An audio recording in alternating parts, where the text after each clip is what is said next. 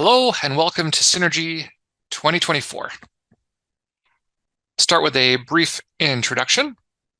My name is David Carroll, and I'm a solutions consultant at Thomson Reuters. I started my career just over a decade ago doing technical support for our tax compliance product, DT Max. Some of you might be familiar with it. This is kind of where I cut my teeth in the industry. I spent a number of tax seasons helping out customers, kind of troubleshooting some of their technical issues. And then after a few years, I ended up joining the sales team where I advise clients on our product offerings. After a few more years, I ended up leaving Thomson Reuters and I went to go join a small boutique tax and accounting firm. This was a super informative experience for me as I really got to understand the industry from within. There I was responsible for business development, sales and marketing, and I also did some IT consulting. Fast forward to 2019, that's when I rejoined Thomson Reuters for my current position, where I help firm owners leverage our products to really help grow and scale their business. Okay, with that autobiography out of the way, today I'm here to discuss the idea of raising your fees for your existing roster of clients. Now, a lot of firm owners that I've spoken with don't usually raise their fees for existing customers. They're concerned that their clients are maybe price sensitive and they won't tolerate a fee increase. Other firm owners will increase their fees, but only marginally. They'll do it inconsistently and without much thought or plan. So my objectives today are twofold: to make the case as to why you should raise your fees, and then to provide you with the tools and the strategies to execute a fee increase. So I'm going to talk about the why. Now, why should you raise your fees for your existing clients? I'm going to talk to you about overcoming potential client resistance and objections on fee increases from customers. And I'm going to provide you with some practical strategies that you can deploy for implementing a fee increase. That's the agenda for today. All right, so let's start with the why. Why should you increase your fees? Well, since the pandemic, we've seen a cumulative inflation of about 20%. It's quite a bit. So that means the price that you're now paying for labor and rent and utilities and software, they've all gone up. And if you're not passing on at least some of these price increases to your customers, then it's your profit margins that are going to get squeezed. Now let's consider what becomes possible when we raise our fees. Now, sure, we can pocket the extra cash and go on a fancy vacation. There's nothing wrong with that. But we can also use that capital to make strategic investments in the firm. One of the best investments that you can make in your firm is investing in your people. Your employees are going to be one of the biggest assets within your firm. Now, for years, the number one challenge that I've been hearing from firm owners consistently is that they have a really hard time finding and retaining talent. If you have the financial flexibility to offer competitive salaries and financial incentives, you're going to have a much easier time attracting and retaining staff. Now, beyond having the financial breathing room to offer competitive salaries, you can also invest in training and development for your staff, which can yield a pretty incredible ROI. Consider, how much more valuable is an employee who is well-versed in industry developments, is capable of leveraging modern software and technology? When you train and develop your staff, they're going to be more productive. They're going to be more accurate. They're going to be more efficient. This is going to lead to higher customer satisfaction, which, by the way, will provide you with some leeway to increase your fees. A highly trained staff is also going to provide you with a competitive advantage, right? They'll be able to provide superior services.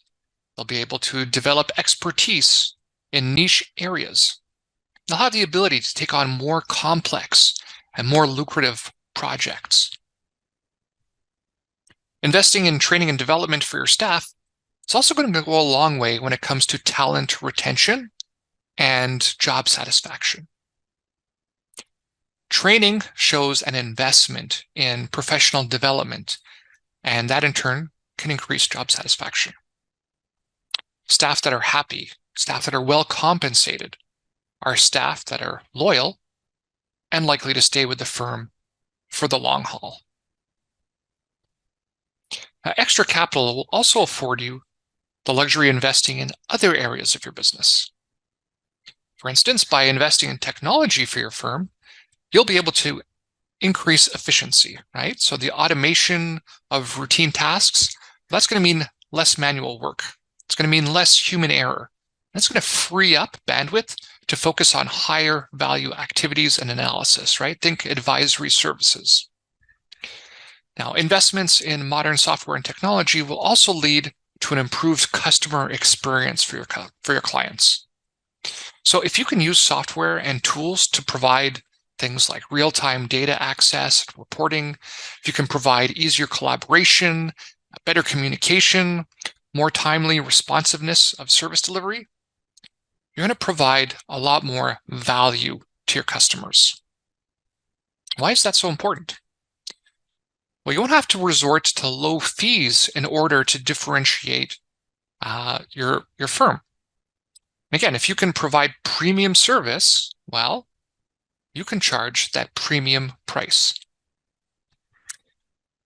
Now, investments in technology can improve your bottom line, not only with higher revenue, but with cost savings too. So the other end of that equation, as software and technology can minimize time spent on doing those repetitive costs, they might reduce the need for paper-based processing and storage. So it's kind of, a double-edged sword. It can be great for both ends. Now, the other case I'll make for higher fees is that you'll be able to better align the fees with client outcomes. So in my day-to-day job, I've seen several iterations of the following scenario. Let me know if this sounds familiar to you. An accounting firm uses their expertise and know-how to deliver this incredible tax savings for a client. And they get little to none of that upside, none of that benefit in return, right? So imagine a customer calls you up, and within the span of that conversation, you provide advice that might save thousands of dollars. Now, if you don't have the proper or correct fee structure in place, well, that customer saves a ton of money, great for them, but in return, you don't capture any of that upside. So I hope that's not the case, and I hope that you're not leaving that kind of money on the table. All right, let's get into overcoming client resistance and objections. Right, again, I hear this all the time, right? You don't know my customers, you don't understand my market, my clients, they're really price sensitive. What do we mean by that? Okay, let's get into some definitions here. And I want to talk about two different customer profiles. We're going to talk about the client that is really price sensitive and the client that is value sensitive. Let's kind of double click on those ideas. Now, when we're dealing with a client that is really price sensitive, then they're going to have tunnel vision and all they're going to think about is the price. No consideration to, benefits. It's just about price. The value-oriented customer or value-sensitive client is going to take into consideration other factors other than just price. They're going to have a more holistic perspective when it comes to considering your services. So when we talk about the price-sensitive client, if we think about the context of someone that's shopping around for tax preparation services, they're just going to choose the cheapest tax preparer without much consideration for the preparer's expertise or the comprehensiveness of the service. Now, the value-sensitive customer, value sensitivity, well, that really refers to how much customers' purchasing behavior is influenced by their perceived value. And what is value exactly? The way I think of it is it's sort of the delta between what they pay and the benefit, what they get. That's kind of the value there. Now they're going to be concerned with the overall benefit relative to the price that they're paying. So they're going to evaluate the total package of benefits against the price. They're going to consider things like long-termism. They're going to think about long-term benefits, long-term outcomes. And here's the kicker. They'll actually be willing to pay more if they perceive greater value. So a value-sensitive accounting client, well, they're going to think about a firm's comprehensive financial planning and the advisory services and the tax strategy, the potential for long-term savings and financial growth, in addition to the price. So when it comes to the willingness to pay, well, the price-sensitive clients, they're going to be resistant to the higher prices, whereas the value-sensitive customer, again, they're willing to pay more if they perceive that they're getting more. When it comes to marketing to these customers, again, if you're dealing with someone that truly is price-sensitive, then what's that negotiation going to look like? Well, it's going to be an emphasis on low costs, and you're going to be talking about discounts, you're going to be talking about deals, not where you want to be typically. On the other hand, if you're dealing with the value-sensitive customer, then that conversation is going to be oriented around quality and unique benefits and return on the investment. And the value-sensitive customer is going to provide greater total customer value over the duration of that relationship. It's going to be a relationship that is typically longer in duration. You're going to have a customer that is far more loyal as long as they keep getting that good service. Not necessarily the case with the price-sensitive customer, right? Because as I mentioned earlier, as soon as they find a cheaper price, and that's the only competitive advantage that you're offering, then they're going to be gone when they find someone cheaper. So hopefully that gives you a little bit of context about the different types of customers, and maybe push back a little bit on that idea that your customers are all price sensitive. I highly doubt that's the case. Again, so you're going to want to orient more towards the value sensitive customer profile. Okay, so how do we cater to those value-oriented customers? It's really by providing value, right? What's one of the best ways that we can articulate the value? It's actually by using an extremely detailed proposal or engagement letter. This is really an opportunity where you can demonstrate and build up a lot of value in the eyes of your customer. If your engagement letter is kind of sparse or it's vague, you're just saying, yeah, I'm going to do your taxes, a couple other things. It doesn't seem like you're doing that much. If, on the other hand, you have a very thorough, a very detailed proposal about how, yeah, you're going to do the compliance work, and you're also going to provide advisory services and tax planning. Maybe you'll handle government correspondence. What you're providing isn't that critical. You're just showcasing what you're doing in a very detailed manner. And now the client is walking away with the impression, this guy's doing a lot for me, right? Now, if the client can get that clear picture of how much value you're bringing to the table, then guess what? They're going to be willing to pony up more money to retain your services. Okay. Another way that we can sort of mitigate that pushback on pricing is by being radically transparent and communicative. There's several ways we can do that. One thing we can do is provide context for the upcoming price increase. Let clients know why their fees are going up. Communicate some of the reasons for the price increase that we covered at the top of my presentation, right? That you're raising fees so that you can invest in your firm, that you're looking to provide a competitive wage for your staff. You're looking for ways to continue to invest in technologies, again, so you can provide that premium service to the customer. And then finally, the way that we communicate a fee increase is going to be critical.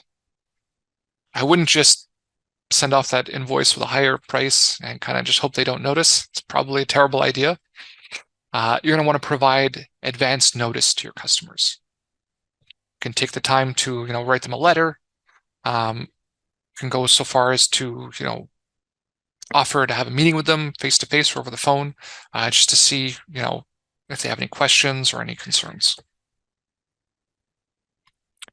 Okay, let's go into some of the practical strategies that we can deploy now for ensuring that our fee increase is successful.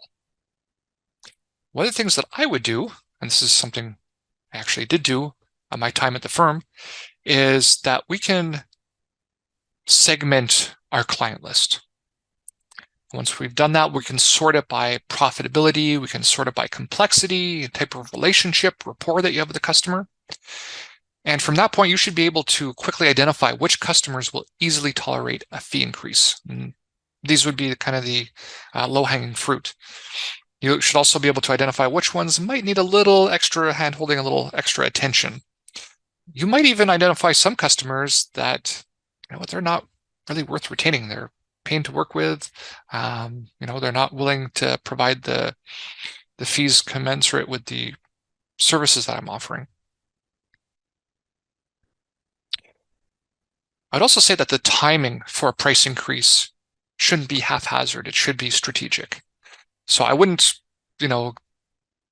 present a fee increase if the customer is going through a crisis, they're super stressed out. I wouldn't do it if you're kind of in the middle of a project with the customer. You might want to do it, at the fiscal year end or at the end of your contract.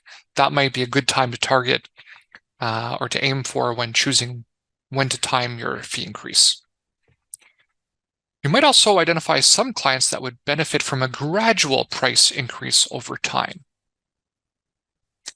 So if you have a client that's maybe resistant to a price increase, the other thing you can do is provide some additional options for a customer. Clients like to have options, right? Maybe you're working with a great customer, but from a budgetary perspective, they're kind of already maxed out. Give them an option. Maybe you want to reduce the scope and push some of the responsibilities back to their plate. The other thing I would consider is providing the option for value or fixed pricing. In my opinion, that's really a winner. Customers really seem to appreciate that as it provides a lot of price stability and predictability. You can let them know this is the monthly price, the monthly rate, and it's going to stay the same this month, next month, 3 months, 6 months to the end of the 12-month contract. Another strategy we're going to want to deploy is talking to your staff. Loop your staff in on that fee increase and coach them with some talking points, right? Because at the end of the day, they're going to be the ones that are client-facing, and it might come up. You don't want to sort of catch them kind of blindsided. And then lastly, but not leastly, be prepared to negotiate with your customers if they push back. There's nothing wrong with that. But have a clear bottom line in mind.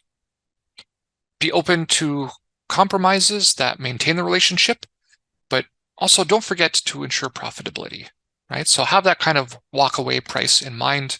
Hopefully you won't have to walk away and they'll agree to a price increase, but again, have that bottom line prepared entering into those conversations. All right, well, hopefully today I've convinced you to reevaluate your fees, and I've persuaded you to increase pricing for existing customers. By providing you with strategies to go about a fee increase, I hope now you have the confidence to go ahead and execute. I don't want you to fall into that trap that your customers are, they're price sensitive, they're not willing to pay, because at the end of the day, if you're underpricing your services, then you're really compromising the long-term success and sustainability of your firm. All right, that's all the time I have today. I want to thank you for taking the time to listen to me. Again, my name is David Carroll. Enjoy the rest of the amazing content that we have on tap for you for Synergy 2024. Take care, guys. We'll talk soon.